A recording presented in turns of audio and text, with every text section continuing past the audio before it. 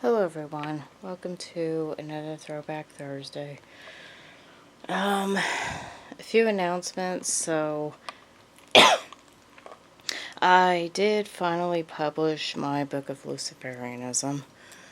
Currently it looks like Amazon is reviewing it, so that's why it's not showing up on Amazon yet. I literally just checked it today. I published it like 3 days ago, so that's how long it's taking. So hang in there. Both the paperback and the hardback are going to be 7 by 10. So hopefully that'll be big enough font. Because the font is 12 inches and or 12 point, excuse me. It's 12 point. And I think when they shrunk it down, I think they lowered it to 11 point. So it should be big enough, honestly. But I had somebody ask that question. Is the font, could the font be any larger in the paperback? And I said I wasn't publishing the 6. What was it? I think it was 6 by 7 or something. I think it was, or 6 by 9. So they're both going to be 7 by 10. And anyway, hopefully that gets posted soon.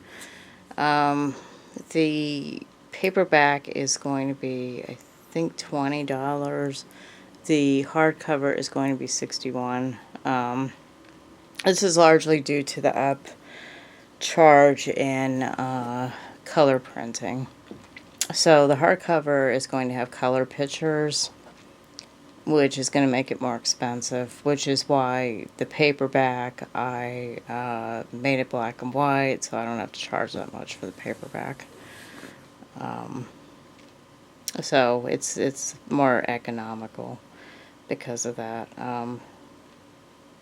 If you do care about color pictures, though, the hardcover would be a good thing for your library.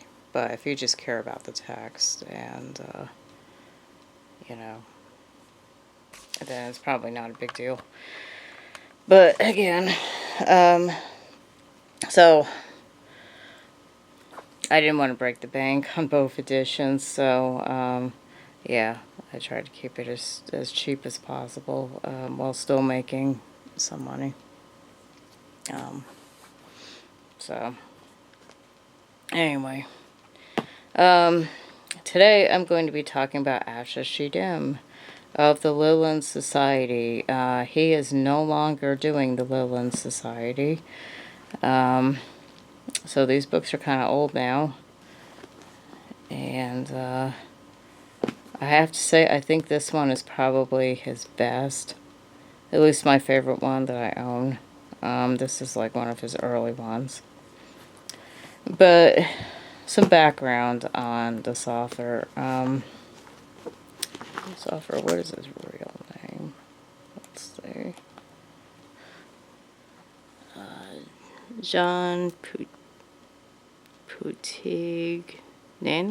John Putigno? I messaged him on Facebook because I wanted to ask him something about Kambanda. I heard that he got into Current 49, and I was curious how he got initiated into that, and if he did. And he hasn't messaged me back, but he does have a page going by this name on Facebook, and he does a lot of fiction books also under this name, but I guess they're like gore, horror type of theme books. So let's see, where do I want to start? Okay. Well, the only ones that are easily accessible now that you can get that aren't gonna like be too expensive are gonna be these three. This one is published by Sirius. That's Edgar Curvel's publishing company.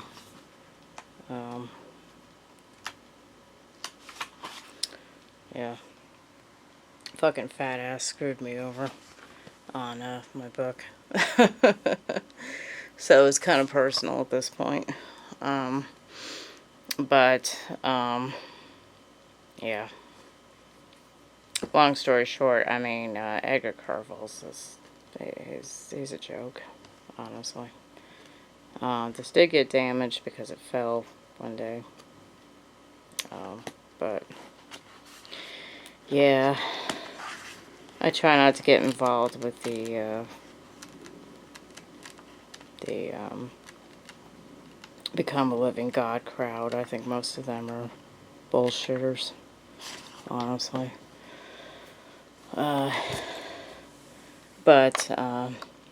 Anyway, initially he said he was going to publish my book, and he ended up screwing me over. He kept changing his mind about things, and he said that he didn't like my artwork, and basically wanted AI type of art. And really, at the end of the day, that's what it is. And he's been blowing me off about shit and stuff. So it's like, fuck him, you know. Go on his page. He's just like the guy's like 400 pounds, man. You know, South American, barely speaks English. You know, but whatever. I mean, if you like his publishing company, he does release some okay books. He does zero editing in his books, as you can tell from the typo errors in this book. But yeah, it is what it is. And I can't understand the level of professionalism really with this book. This is a guy that claims, oh, you have unprofessional artwork. So the illustrations obviously look like copy printed. And obviously he didn't do any editing on it. He just puts shit out basically and binds it. And then charges you $60 for it. So. But it's still available if you're interested in it. I don't really, to be honest with you, I think this one's better, and this one is definitely better. This one is kind of a rehash. It's like a compilation. The Kumbanda section was pretty good. Certain things. But it's basically a compilation of quite a few stuff that you'll find in some of the other books.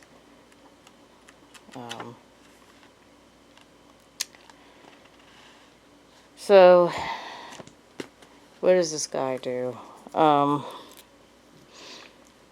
His system is a cross between Order of Nine Angles and 218, basically, is the best way to describe it. Which means it's anti-cosmic in nature, but it's also, you know, he goes into insight roles in this book,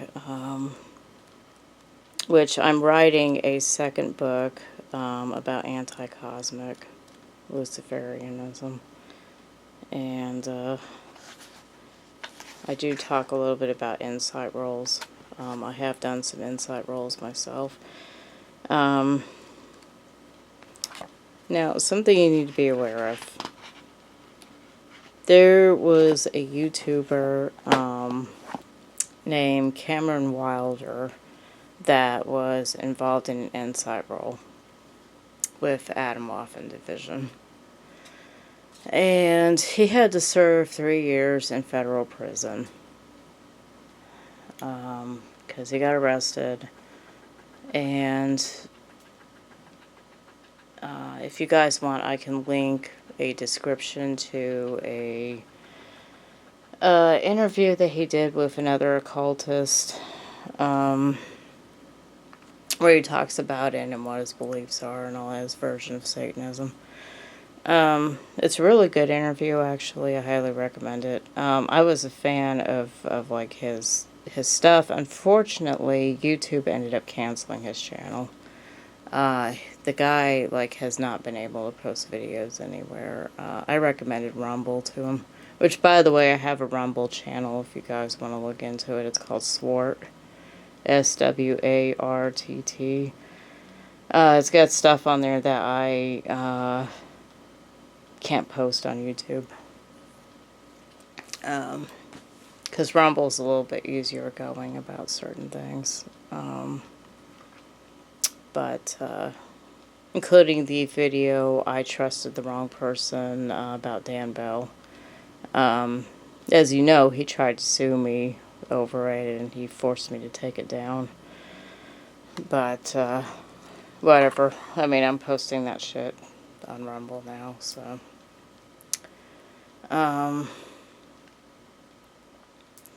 But anyway, his channel was really amazing. It's really, I had some of his videos saved on my traditional Satanism playlist, but unfortunately they're gone now because his channel was removed.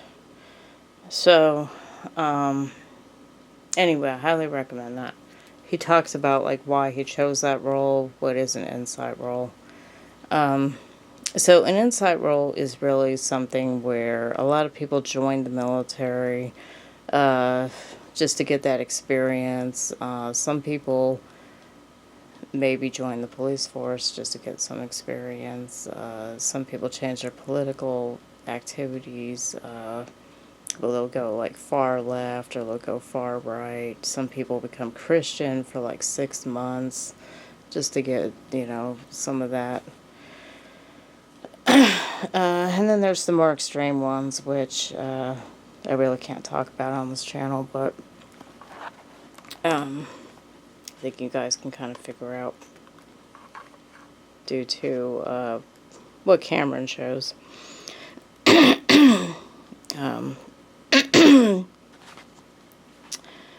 But it talks about sodomy, blasphemy from the devil, doing it on a woman, which was the original birth control for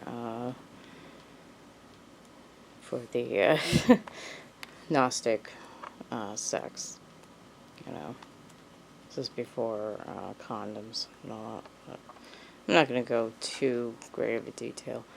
So the Book of Belial, there are some people that I sent PDFs of this, but it is in this book, the whole PDF of that, if you guys want to get a print and copy. This is more of a, he goes into stuff about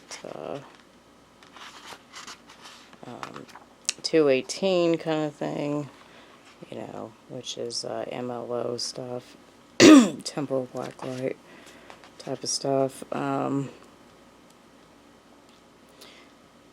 Stuff about KN, running your own sect. So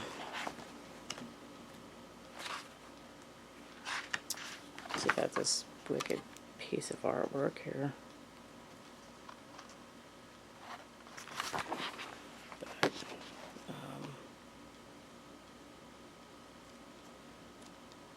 making a hendecagram and all that. I like how he goes into Tantra too with Kali and Bhairava. Recently I read a book about Tantra that was awesome, about Kali and Bhairava, which is the raffle version of Uma and Shiva. So.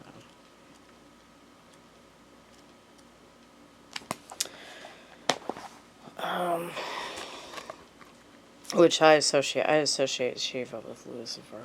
So, and I've explained this in other videos. I have a statue of Yamantaka, which is a Tantra version of him in Buddhism.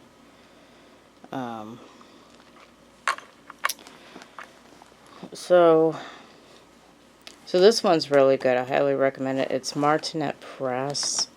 I believe it's still available on Amazon. I got it in Chicago. I found it in a store in Chicago. It was really good.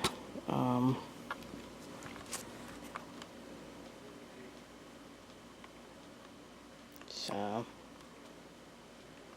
this one's probably one of the best.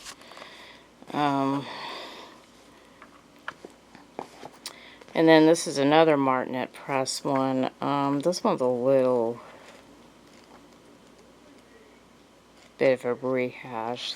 That kind of started with this one.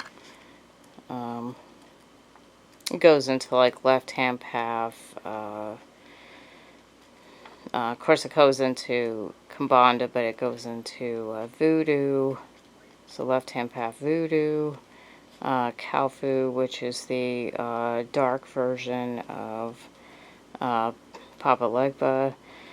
I have a theory about Papa Legba. I believe Papa Legba is a form of Satan, basically. And Kalfu, is obviously the shadow side. So Kalfu is probably,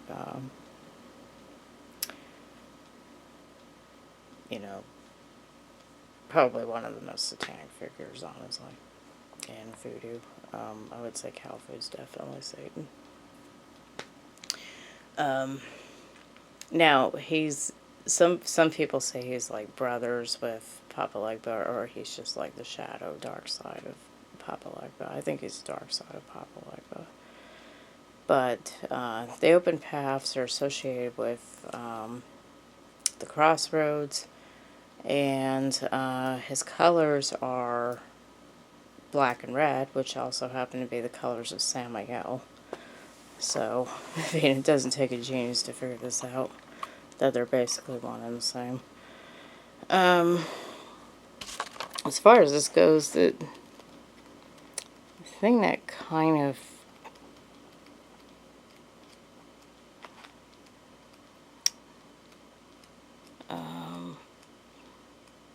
well, I appreciate that he goes into Kambanda and all that. I'm not really crazy about the little drawings that he did. Shoot, I can't find it. He did these like little doodles. But he goes into Taoism too, all that. So, left-hand path, a lot of Asian stuff, and all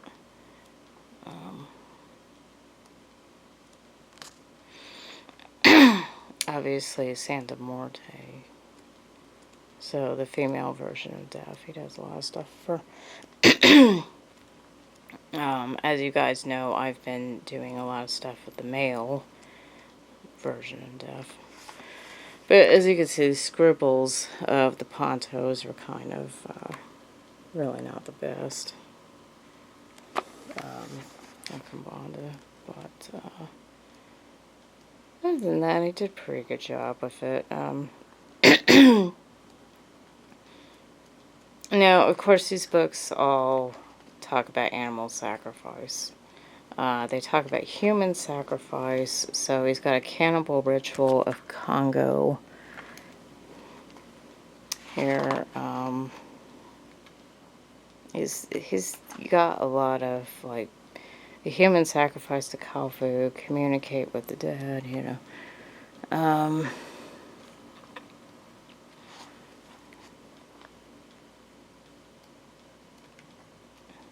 So these are like ancient rituals that supposedly came out of Africa, and I say supposedly. But he talks about human sacrifice in this too. He doesn't recommend that you do it, but he still comes up with the rituals. Lilin Society has their own, you know, version of it. I really can't go into it because it's obviously, you know, these are topics that YouTube does not like.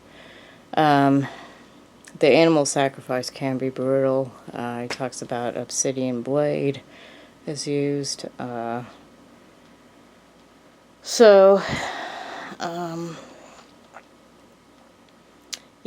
I mean, that's going to disturb quite a lot of people, but you also have to remember that anti-cosmic Satanism typically participates in it, according to MLO. Cats were a lot of times sacrificed.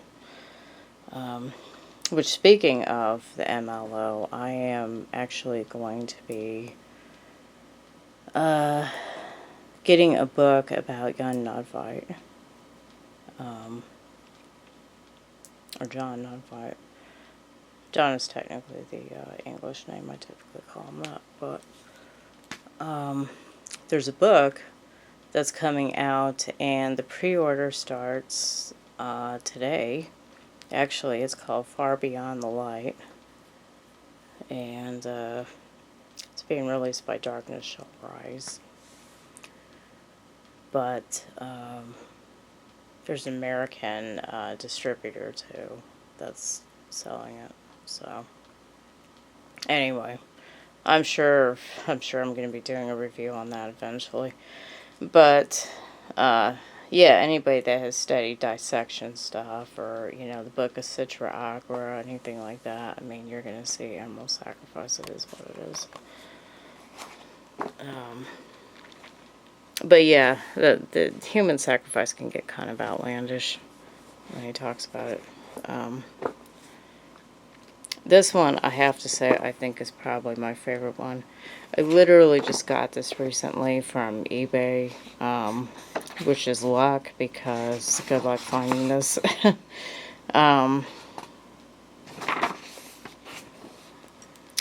It is extremely hard to find.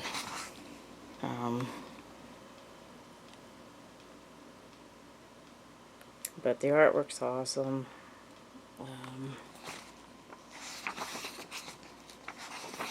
Goal of the Chaos Gnostic. So you're going to find a lot of stuff about the clip-off. Talks about sacrificial grounds and all that. He does have a ritual to Moloch that includes a child sacrifice. He says he doesn't condone it because he has children himself. In other words, you probably shouldn't do it.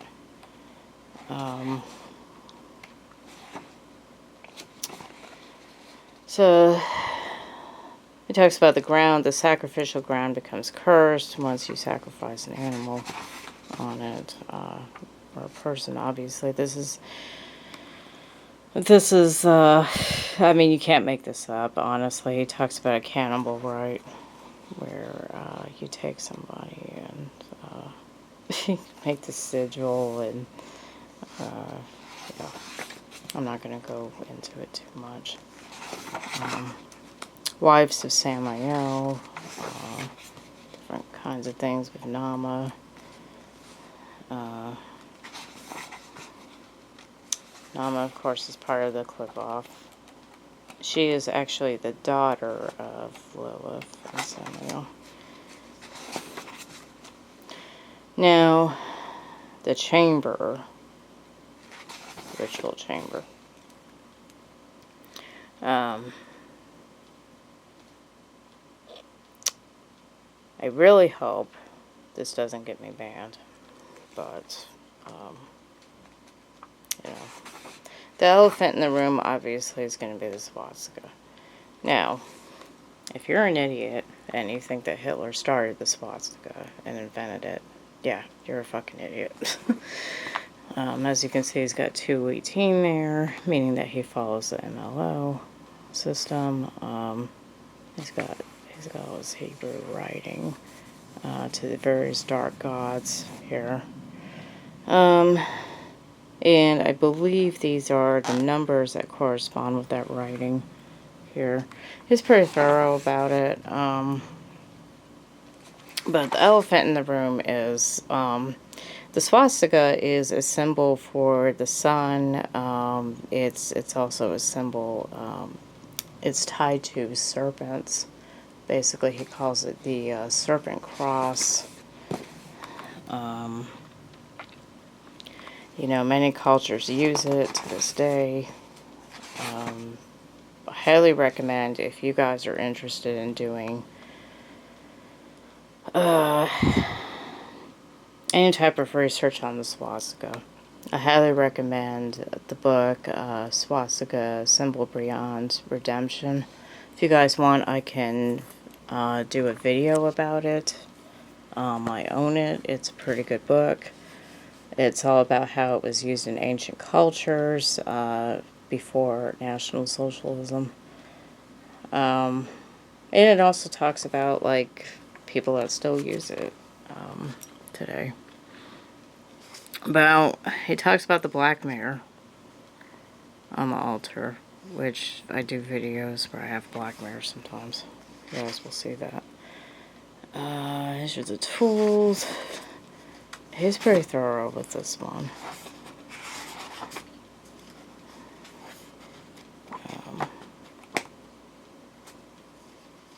Just kind of get through some of this here.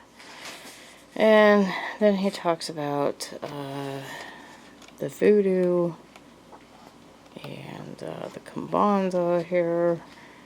Kimbanda has some of the most violent and bloody rituals in the occult. This is an extremely dangerous religion to those who are not skilled at it. I agree. Very dark shit. I'm having to wrestle with that myself a little bit. And then this is his Santa Muerte thing. Where he talks about the Lord of Mictlan and the Lady of Mictlan. So this is another form of Mott, basically. That's her husband. Now, I work with her husband, but I don't work with her. I've never worked with her. I was never really interested in working with her because I don't really like, to be honest with you guys, I like masculine spirits more. And I think it's because I'm trans that I'm more into masculine, solar power type of spirits. So I tend to work with Ishus more than Pamajiras, you know, etc.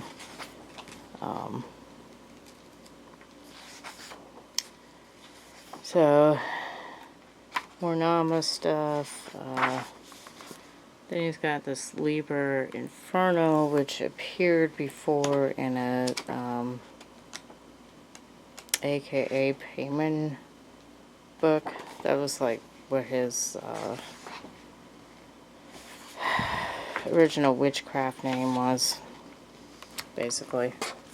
And he published a book called Zamiel, I think it was called.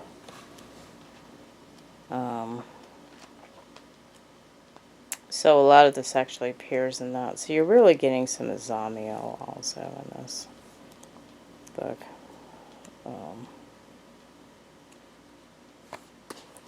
But yeah, oh no, I would say this is probably my favorite one. This is probably like the best one that I've read in a while by him. Is he the best author? No, I mean, some of his books typically have grammar errors and all that. But yeah, I mean, I recommend it. It might be interesting to some people. It might be too extreme for other people. I mean, it's ultimately up to you. This one's going to be a little bit pricier just because it's been long out of print. But you can get enough information from these ones here. So, Anyway. If you guys found this video helpful,